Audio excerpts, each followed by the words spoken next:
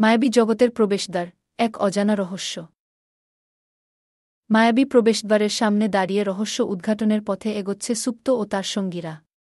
ঠিক তখনই অভিশপ্ত অভিভাবক আনন্দ তাদের থামিয়ে বলে, তোমরা ফিরে যাও। রত্ন স্পর্শ করলেই সর্বনাশ অবশ্যম্ভাবী। আনন্দের এই সতর্কতা সবাইকে ভয় ও কৌতূহলে জড়িয়ে ফেলে।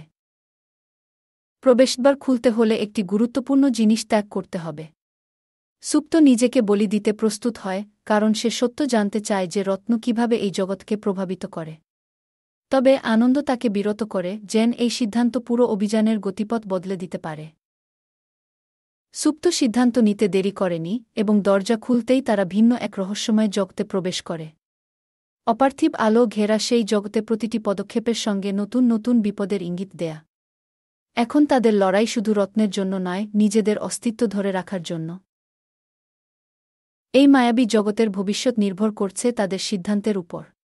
কিন্তু আনন্দের সতর্কতা কি উপেক্ষা করতে গিয়ে তারা নিজেদের ধ্বংসের দিকে টেনে নিচ্ছে? এই গল্পের পরিণতি আপনি মিস করতে চাইবেন না। এখনই ক্লিক করুন এবং আমাদের সঙ্গে রোমাঞ্চকর রহস্য উন্মোচনের যাত্রায় যোগ দিন।